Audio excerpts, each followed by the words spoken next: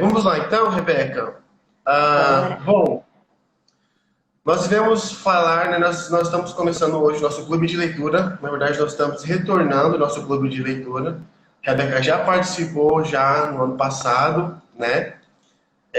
Nós iremos, nesse clube de leitura, falar sobre o livro do A.W. Tozer, Os Atributos de Deus, aqui. A Rebeca também está com dela aí. Mas antes de a gente entrar no assunto, antes de nós começarmos, né, realmente a debatermos sobre o livro, eu queria falar da Rebeca, né? A Rebeca, que ela é graduanda em Direito pela Universidade Mackenzie. Ela tem um canal no YouTube chamado Fé Tulipas, que tem mais de 200 vídeos. Me tira uma dúvida, Rebeca. Esse tulipas aí é por conta do calvinismo ou não tem nada a ver? Na verdade, é meio que um duplo sentido, É, porque né? tem tanto esse ponto, como também fazer um link com feminilidade, né? Então aí fica as duas coisas. Ah, legal, legal. Quando eu vi, eu falei, eu acho que deve ter alguma coisinha. Eles não podem dar o glória ali, eu falei, tem 5 pontos ali, né? E ela tem um canal com mais de 30 mil inscritos lá no YouTube. E aí o propósito do canal dela, né, é aprofundar as mulheres, produzir conteúdo para as mulheres. Muito bom o seu canal, por sinal, eu já acompanhava, já vi, vejo as entrevistas lá, gosto demais. Ela também tem o Instagram, sigam a Rebeca lá. Ela tem mais de 14 mil seguidores no Instagram, onde ela indica livros, grupos de estudo, grava podcast, entrevista as pessoas, produz muito conteúdo aí de teologia voltado para a feminilidade, né, que é até meio difícil de a gente encontrar. E é isso. Né? É isso, resumindo. Bom, vamos lá, Rebeca. A gente falar sobre o livro do Tozer, né? A gente vai começar aqui. Uma coisa que eu sempre penso quando eu vou falar dos atributos de Deus é que a gente não se atenta muito a estudar os atributos de Deus, porque a gente acha que não vai mudar em nada a nossa vida. Né? A gente acha que o que Uhum. importa é o que eu sinto, o que importa é o que eu acho, o que importa é a minha opinião. E ainda mais em um período de pós-moderno, né, o tempo que a gente vive, eu acho que as pessoas criam deuses segundo a sua imagem, e se você não adora o Deus da forma que ele é, você acaba criando o Deus da forma que você acha que ele é. E isso é muito perigoso. E o Tozer, nesse livro, Os Atributos de Deus, ele começa falando, né, que dificilmente quando a gente pensa em Deus, a gente quer pensar, que é o primeiro capítulo do livro, que ele é infinito. Normalmente a gente sempre pensa em Deus como amor, como alegria, como bondade. A gente nunca pensa em Deus como sendo Deus como sendo infinito. E eu queria começar essa live falando, né, a respeito desse primeiro capítulo do livro, o que você pensa sobre atributos de Deus.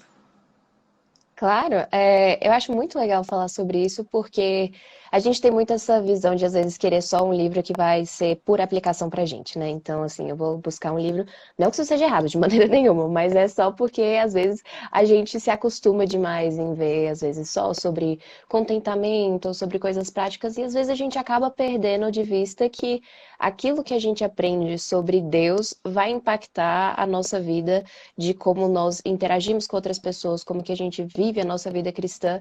E Calvino, né, ele disse que quanto mais a gente conhece a Deus, melhor a gente entende quem nós somos.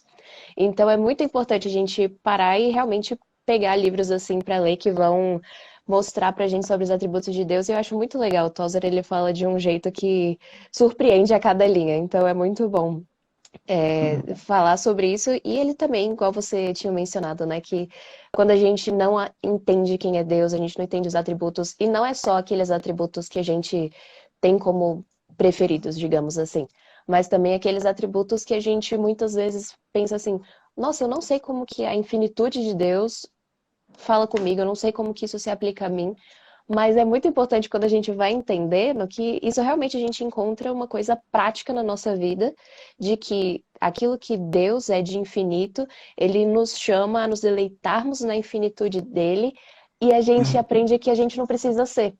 A gente pode confiar que Deus é infinito e a gente não precisa querer ser infinitos, a gente não precisa querer ser onipresente, onipotente, onisciente, nem nada disso, porque ele já é. Então, assim, também tem um descanso muito grande em conhecer os atributos de Sim. Deus, né? Então é uma coisa muito boa que eu achei desse livro também.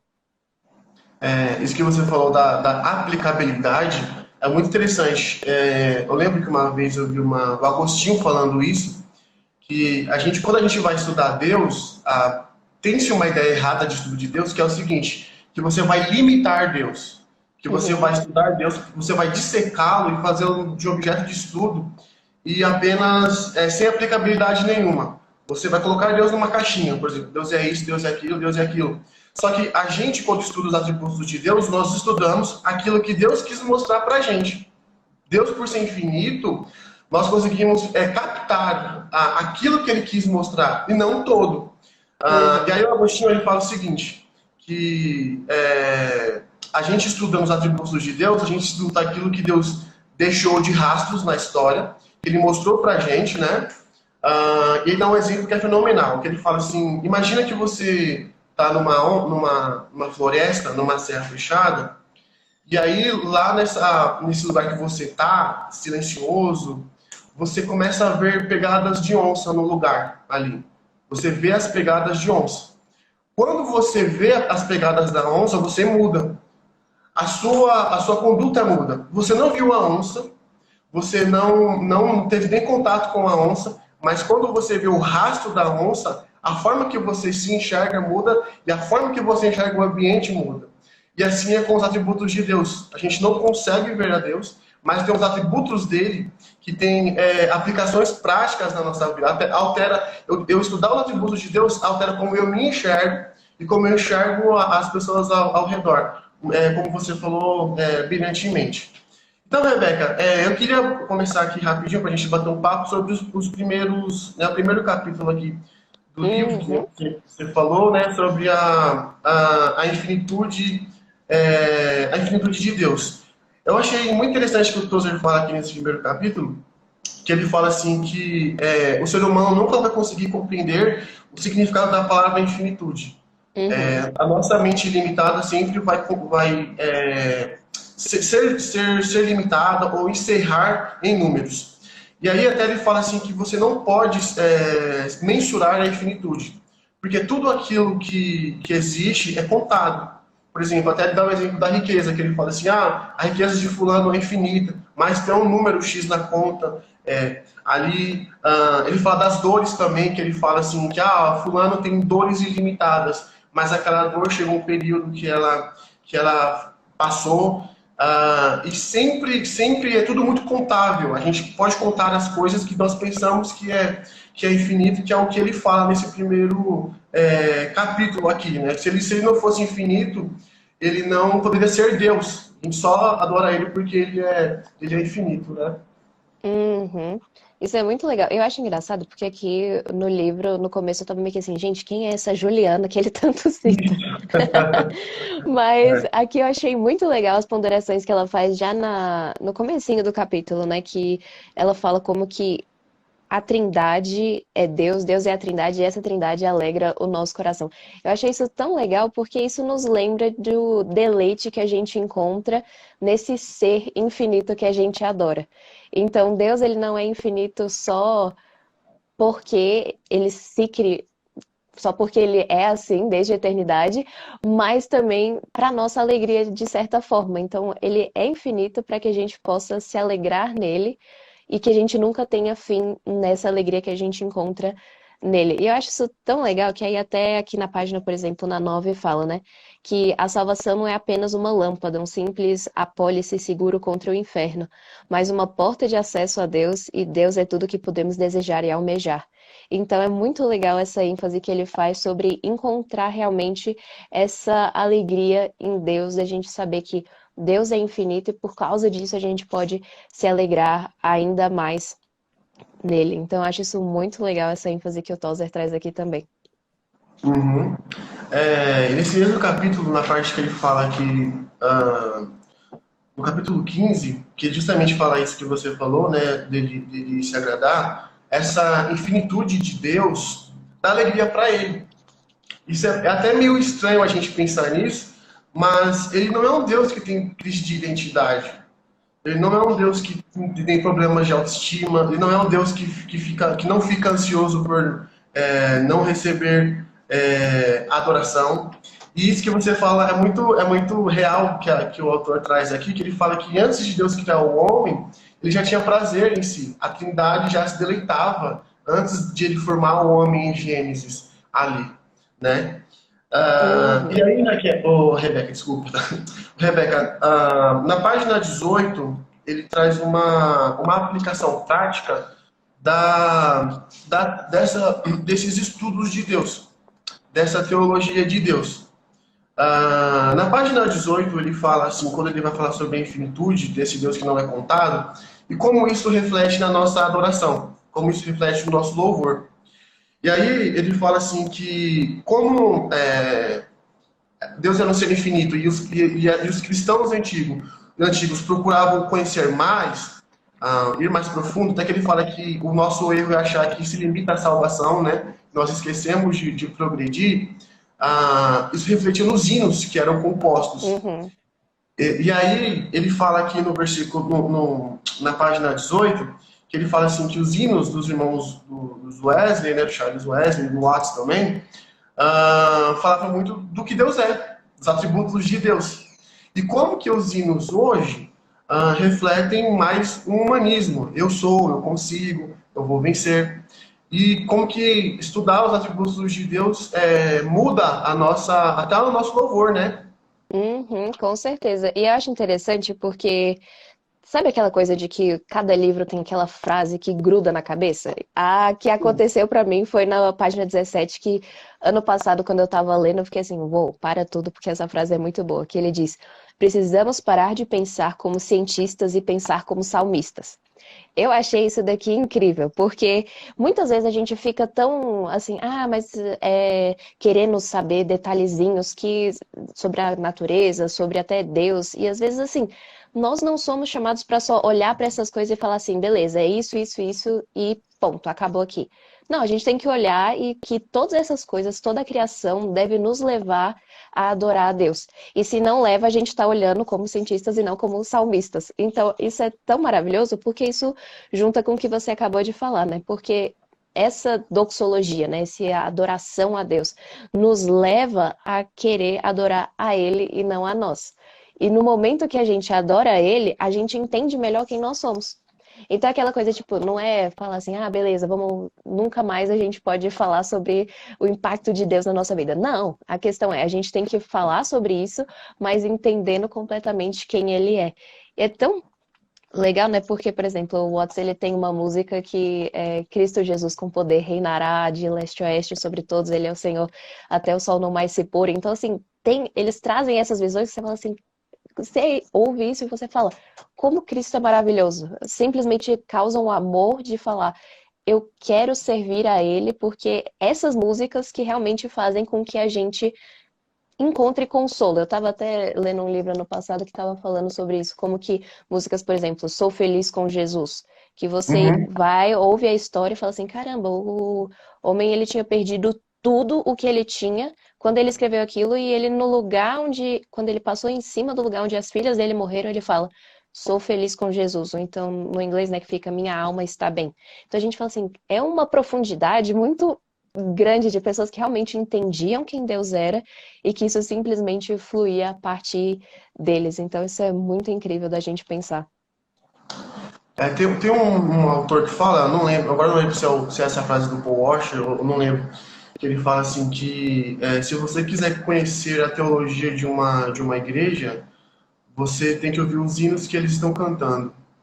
Se você quer Uhum. saber quem eles adoram, se você quer saber quem é o Deus daquele lugar, se é um Deus ou se é um ídolo, você precisa saber a qualidade de como eles entendem Deus, né? Os hinos que eles estão cantando.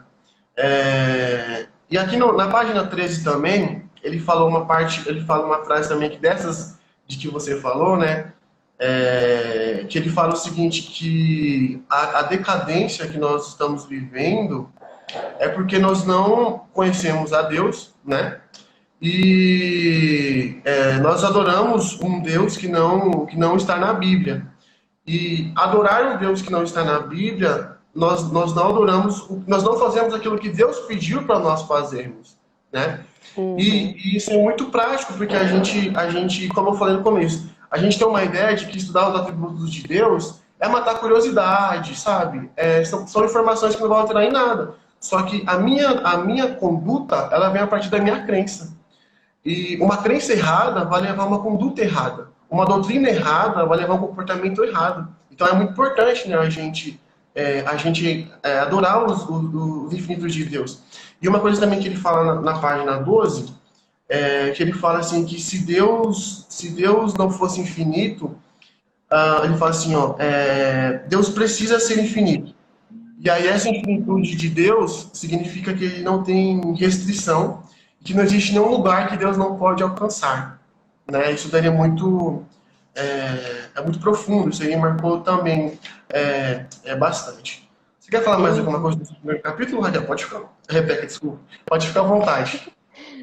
Aqui só uma coisa que eu achei fantástico também, que é na página 20, ele já quase fechando, que ele vai trazer uma ilustração que eu achei sensacional, né? Que ele diz, da mesma forma como a lua tem um lado virado para a terra, também Deus Olha tem que eu esse lado. marquei.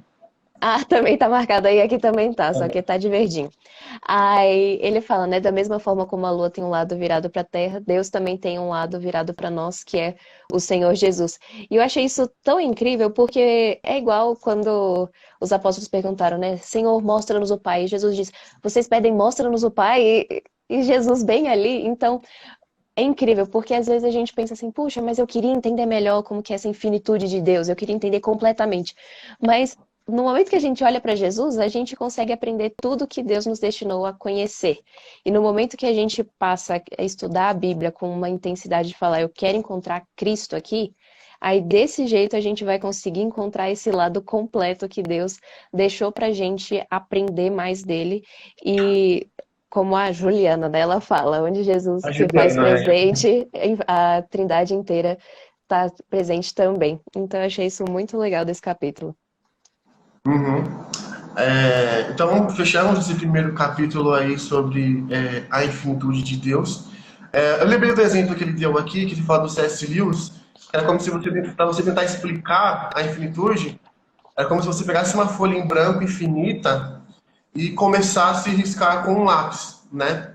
E aí, quando você soltasse o lápis, era como se fosse o fim da história. É mais ou menos isso, né? Uhum, Essa ideia. E a gente também tem que ter. Isso que você falou uma coisa que é muito verdade, que quando a gente descobre quem Deus a nossa mente finita não vai conseguir entender por completo um Deus que é infinito. uhum. E isso nos dá segurança, né? Isso nos dá calma. Vamos lá no capítulo 2, Rebeca, Bora. sobre a incomensurabilidade de Deus, que é a ideia de que Deus não tem medidas, que Deus não pode ser Uhum. medido. Você pode começar falando aí sobre esse capítulo? Claro. Aqui eu achei muito interessante porque ele começa de uma maneira meio inesperada, né? Que ele vai comparar a fé nominal e a real. Eu achei muito interessante que ele mostra, né? Que muitas vezes essa nominal é quando a gente só se diz cristão, às vezes até eventualmente lê a Bíblia, mas a gente não entende o que a Bíblia diz, a gente não passa a ter uma admiração por Deus. E é interessante porque às vezes a gente pensa, né? Como que eu posso saber se a minha fé ela é nominal, se ela é real, coisas assim. E eu acho que muitas vezes o que é a linha divisória é a questão de oração secreta. Porque uma pessoa que só lê a Bíblia, por ler a Bíblia, só pelo mero conhecimento, aquilo não vai transformar numa oração. Ela não vai saber como fazer isso, não vai saber levar a Deus todas as suas angústias e todas as coisas que precisam ser levadas em oração. Mas uma pessoa que lê, entende e tem, como ele falou aqui, a iluminação, essa pessoa ela necessariamente vai ser levada à oração secreta. Porque isso simplesmente vai fluir. O conhecimento, tipo assim, digamos assim, né? A teologia vira doxologia. O entendimento vira adoração. Então, é muito importante a gente ter isso em mente que eu achei sensacional, que ele fala, né, que a Bíblia é um conjunto completo de rodovias e todas cujo destino é Deus. Então, é incrível a gente pensar que pode ser que às vezes alguém que não é crente leia a Bíblia e fala assim, ah, mas eu li e a Bíblia não mudou nada. Mas a questão é que a gente tem que ler na humildade de saber, isso vai me levar a Deus e a palavra do Senhor, ela não volta vazia. Então ela tem que voltar e agir no nosso coração para a gente ter uma admiração maior por Ele. Então acho que esse daqui é o comecinho, né, do capítulo. Uhum.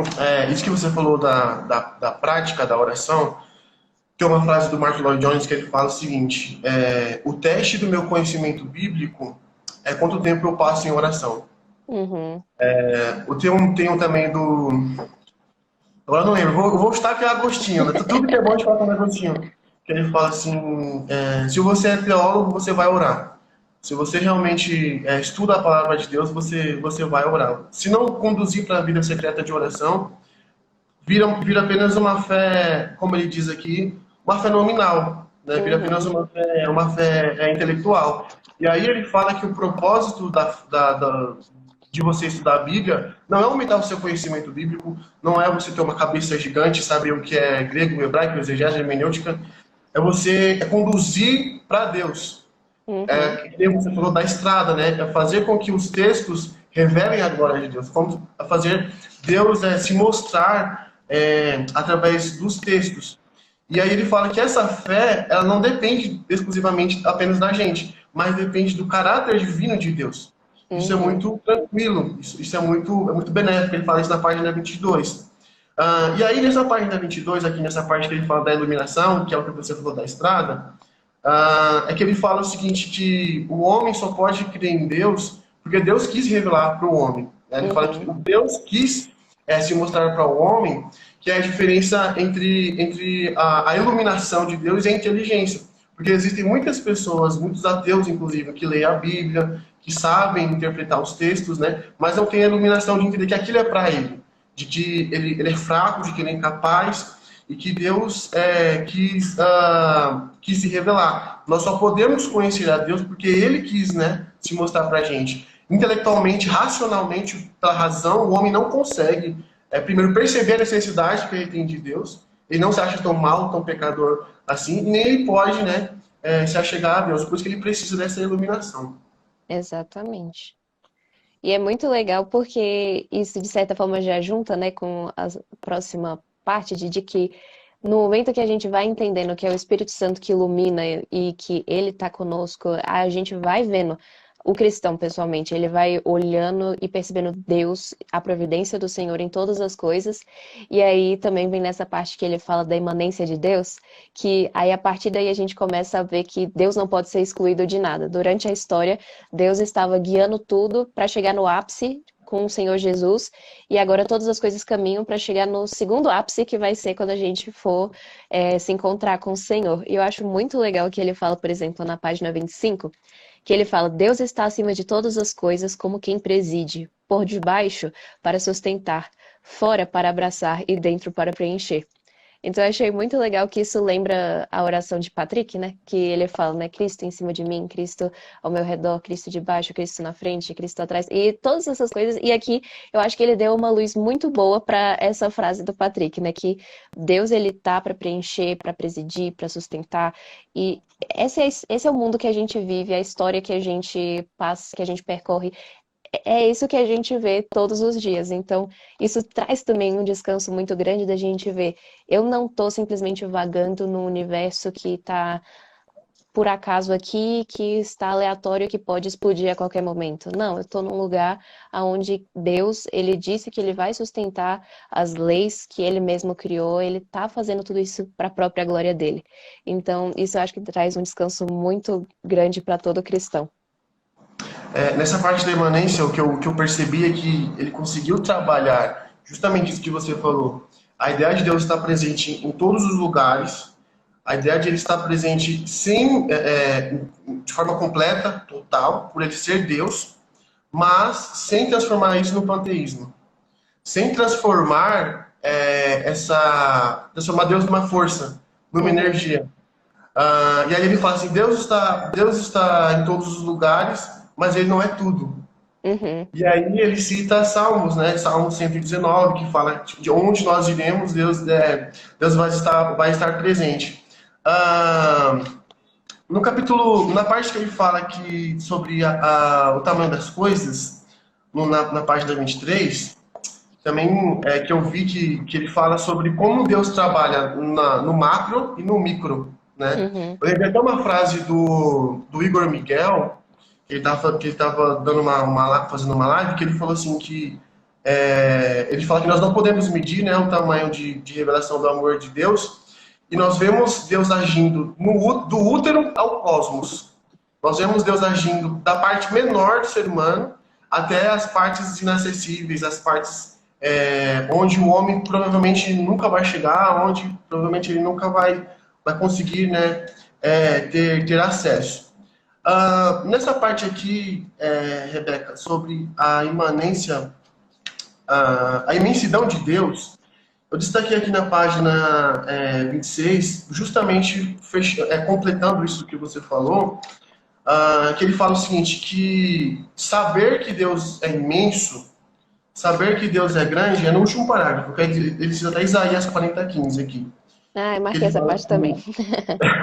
assim, que ele fala assim, que saber que Deus é grande traz paz.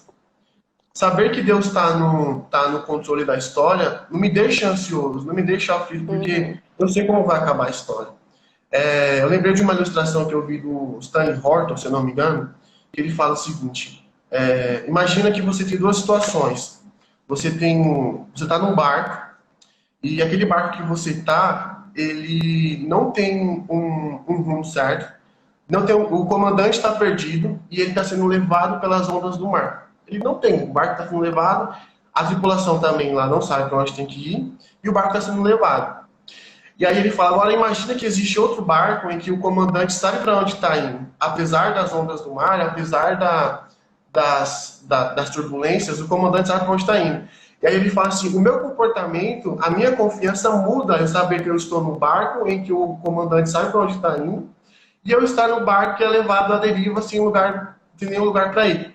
Inclusive, isso a gente pode até conectar com o criacionismo, com a ideia de que Deus tem um plano para as coisas, de que nós não somos frutos do aleatório, nós não somos frutos de uma explosão, e que a história tem um rumo, né? E a história vai terminar, porque Deus ele é soberano e é para a glória dele. Sim, e eu achei muito legal como que eles falam aqui, né? De novo a Juliana, A falando Juliana, que é, é muito difícil apavorar um cristão. Isso é tão verdade, até porque nessas semanas para trás eu estava fazendo um propósito de memorizar Romanos 8. E quando você eu vi pega o o vídeo que eu desfecho. assisti. Ah, você viu? Então, porque no final, quando você pega o desfecho, você vê, uau, nem a morte, nem a vida, nem os anjos, nem principados, coisas presentes, por vir, nem a altura, nem a profundidade, nada pode me separar do amor de Deus. Isso realmente traz um descanso de você saber.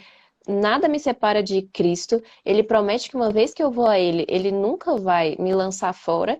E Ele governa a história de uma maneira com que tudo coopera para o meu bem. Então, assim, realmente a gente pensa, é impossível um cristão se apavorar. Um cristão que está firmado na palavra do Senhor. Porque aí pode vir todo tipo de situação, mas que ele vai saber que não tem como ser amedrontado porque ele tá com Cristo. E ele fala, né? Se for só um membro de igreja, você consegue amedrontar. Mas se for uma pessoa que crê na verdade de Deus, isso é muito difícil. Então eu achei essa colocação aqui muito legal pra gente estar pensando, né? Uhum. Na página 27, ainda falando sobre a imensidão de Deus, teve uma que eu destaquei também, que ele fala assim que os regimes ditatoriais são para Deus como uma gota no fundo do balde. Ele fala assim na página, ele fala na página 27, né? Na verdade, as nações são como uma gota que sobra do balde. Para ele, são como o pó que resta na balança. Para ele, as ilhas não passam de um grão de areia. Então, todo o poder bélico, todo o poder militar, todo o poder ideológico que o homem tem, para Deus é como uma gota de água que fica no fundo do balde. A gente tem uma pergunta aqui do Leandro, das pessoas que estão assistindo aqui a nossa live. Uma Eu sou sem participação óculos, então tá difícil aqui. Não, o Leandro que está aqui nos ajudando, Ah, ele vai tá. fazer, tá bom? Oi, Tranquilo. pessoal, tudo bem? Vocês não estão me vendo, mas estão escutando minha voz, né? Seguinte, Na verdade, é um comentário, tá, da Ovelha com o Pastor, sobre aquele comentário que você fez, Davi, do barco e tal, enfim. Ela fala o seguinte: somos a criação de Deus, somos seu projeto e o nosso comandante, nosso guia, nossa direção é Cristo Jesus. Obrigado a todos que estão participando. Muitos comentários, muito legal ter a presença de vocês na live. Ah, muito bom, muito bom. É exatamente isso daí que o Tozer fala. Acho que ela deve ter lido o livro até. Para a gente continuar aqui, a gente está lendo o livro Atributos de Deus 1. Aqui, esse aqui, ó, Ana Bandeira, Atributos de Deus 1. E para você que está assistindo a live, nós vamos dar um desconto de 35% com o cupom TOZER35. Você clica aí no site, eu vou pedir para alguém colocar aqui o link, ou você pode acessar editoravida.com.br e colocar lá Atributos de Deus, e aí você coloca lá o seu cupom e você vai ter o desconto para comprar esse livro da sua coleção. O Leandro quer dar um recado aqui. Lembrando que a live vai ficar salva, mesmo a gente tendo alguns problemas técnicos, tá? Depois essa live vai ser repostada no nosso perfil e lá a gente vai colocar lá o cupom, enfim, para você poder adquirir o livro, tá bom? Muito obrigado. Rebeca, sobre a imensidão de Deus, você quer comentar mais alguma coisa? Não, acho que era isso. Eu tô tentando olhar aqui as minhas anotações, assim, vendo o que eu marquei. Mas era basicamente isso. A gente acho que conseguiu falar bem sobre essa parte. Agora vai vir Isso. uma Agora, parte também topíssima. topíssima, demais, demais. Caminhando para o final, nesse tópico aqui, ele fala que Deus ele ser infinito e ele sustenta tudo aquilo que ele ama. Ele protege as coisas que ele ama. Inclusive, ele dá até um exemplo que ele fala dos homens, né? Não sei se você marcou essa parte também, que ele fala assim que o homem deseja proteger os filhos dele. O homem quer guardar os bens dele, o homem deseja proteger a família, proteger a casa dele. E por amor, ele quer proteger. E Deus, por amar o homem, apesar de nós estamos vivendo um tempo onde uma graça barata, um amor pregado de forma distorcida, né? É real que Deus nos ama. É verdade que Deus nos ama e Ele quer nos proteger. E aí ele fala, né, que da mesma forma que um pai de família, ele quer guardar a família dele porque ele ama, Deus também quer guardar aquilo que ele criou. Porque o que ele criou, ele sustenta. Ele faz o universo girar, ele faz as pessoas, dá vida para as pessoas, ele sustenta aquilo que ele ama, né? Com certeza, isso é incrível. E é legal também, né, a gente pensar que Deus ama aquilo que ele criou, ele ama a criação dele e por causa disso ele sustenta. Até eu separei aqui porque esse capítulo me lembrou de uma passagem de Jeremias 31, 35, que diz assim: Assim diz o Senhor, que dá o sol para a luz do dia e as leis fixas, a lua, as estrelas para a luz da noite, que agita o mar e faz bramir as suas ondas. O Senhor dos exércitos é o seu nome. Se falharem estas leis fixas diante de mim, diz o Senhor, deixará também a descendência de Israel de ser uma nação diante de mim para sempre. Assim diz o Senhor, se puderem ser medidos os céus lá em cima e sondados os fundamentos da terra cá embaixo, também eu rejeitarei toda a descendência de Israel por tudo quanto fizeram, diz o Senhor. Então, essa passagem aqui só lembra pra gente isso, de que Deus, ele criou essas leis, Deus criou tudo do jeito que é, e é um lembrete também pra gente de que ele não só sustenta a criação, mas ele também nos sustenta, nós que somos imagem e semelhança dele. Então, nós que somos povo de Deus hoje, a gente pode saber que, da mesma forma como as leis fixas da lua, as leis da física, tudo isso, elas não falham, porque Deus não falha, porque ele nos ama. Então, também é um lembrete do constante amor de Deus. Então, eu acho isso muito legal, essa ênfase que ele traz, né? De que aquilo que Deus faz, ele ama e ele sustenta. Então, isso traz um descanso muito grande pra gente. Então, é uma coisa muito boa. Exatamente. E no próximo tópico, né, para a gente encerrar aqui o capítulo, que eu achei as três últimas partes complementares. Que ele fala, porque nós não somos felizes, fome de Deus, né? E Deus tem que vir em primeiro lugar. Eu senti que ele pegou toda a teoria que ele estava trazendo e mais uma vez ele aplicou. Gente, é um livro muito aplicável, é um livro muito, muito prático, né? Você lê e ele é muito prático. E aí ele fala assim que nós não somos felizes porque a nossa cabeça ela tá virada para outras coisas, né? A nossa cabeça tá longe de Deus.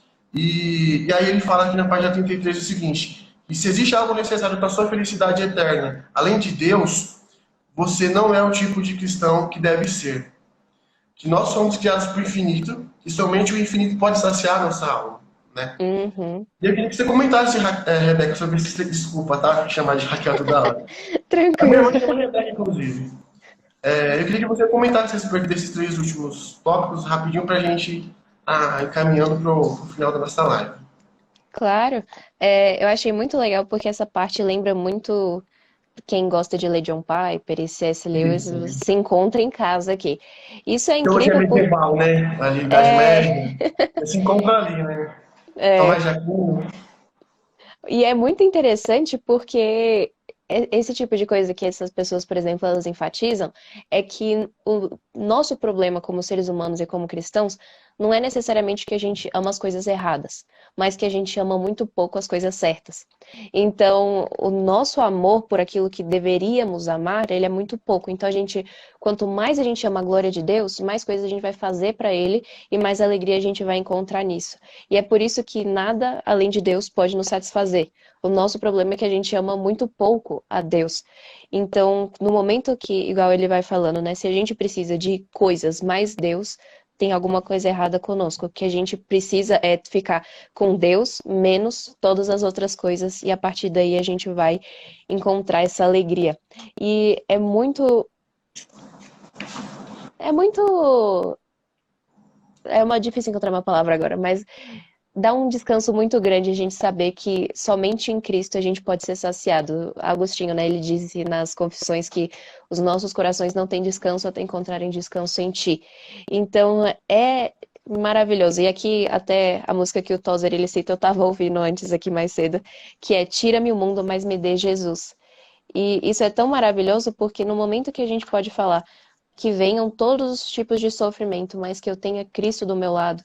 Até uma frase que eu estava vendo esses dias, que o sofrimento é o pincel que Deus usa para nos fazer mais parecidos com Cristo. Então, no momento que a gente tem essa convicção de saber, vai vir sofrimentos e é bom que eles venham porque eles são instrumentos de Deus para a gente ser mais parecido com Cristo, mas que em tudo isso a gente tenha Deus em primeiro ponto, igual ele fala, agora eu não sei qual foi a parte, mas que ele diz que pode ser que às vezes a gente se entregue completamente a Deus e Deus nos dê uma grande quantia de dinheiro, que Deus nos dê todas as bênçãos materiais, mas que também, se no próximo segundo ele tirar essas coisas, isso não deve nos afetar, mas que a gente tem que falar assim, Deus deu, Deus tirou. Então, é muito essa mentalidade de Jó que a gente tem que cultivar, de saber que tudo é de Deus, mesmo que a gente esteja no momento mais sombrio das nossas vidas, a gente encontra tudo que a gente precisa em Deus e é nele que a gente pode descobrir toda essa alegria muito grande, né? Porque agora eu não lembro quem foi que falou, não sei se foi Calvino, que no momento que nós abrimos mão de tudo, nós encontramos tudo em Cristo. Então a gente encontra uma alegria muito grande em saber que nada pode nos separar dele, que ele está conosco sempre e ele é quem realmente nos satisfaz. Então, como ele fala aqui na última página do capítulo, né, que a gente tem que estar sempre com a Bíblia aberta na nossa frente, com os joelhos ajoelhados, em humildade e no mais absoluto isolamento clamar só Deus, somente Deus. Então, isso é maravilhoso para a gente estar pensando. Rebeca, eu queria agradecer você pela participação, pelos comentários aqui do livro, do Tozer. Foi um prazer muito imenso para a gente, da Editora Vida, receber aqui você, né, na live. Eu quero dizer, né, que o Clube de Leitura vai continuar na semana que vem. Semana que vem nós iremos tratar do capítulo 3 e do capítulo 4, que fala sobre a bondade de Deus e sobre a justiça de Deus. O livro, para quem está perguntando, é esse aqui, dos atributos de Deus, né, da História da Vida. E nós temos uma novidade, o livro Atributos de Deus 2 já chegou aqui para a gente. Logo mais estará disponível para comprar, para você ir montando a sua coleção com os livros do Tozer. Nós temos já 3 livros do Tozer da coleção sobre o autor. Esses aí, ó. O Vida Crucificada, que foi o primeiro livro que eu li do A.W. Tozer, eu li há uns 3 anos, uns 4 anos atrás. Foi um livro que impactou muito, muito mesmo, assim. Me deixou em crise, porque livro bom tem que deixar você em crise, senão não, Senão né? não é bom o suficiente. Senão, se não deixou você agoniado, não serviu. E o Filho do Homem também, que faz parte da nossa coleção aqui da Editora Vida. Eu quero agradecer também a nossa autora, a Gabriela, que entrou aqui na live, não sei se está acompanhando a gente, a Gabriela Dias, que tinha entrado. E o pessoal da Doxa Box também. A galera da Doxa Box que está assistindo a live aí também, nós queremos agradecer a eles. E lembrando que nós temos o cupom de desconto do livro do A.W. Tozer, com 35% para você colocar lá no site, você compra lá e coloca, né, o cupom de desconto. E nós temos nosso grupo no Telegram também do Clube de Leitura. Leandro, mais algum aviso?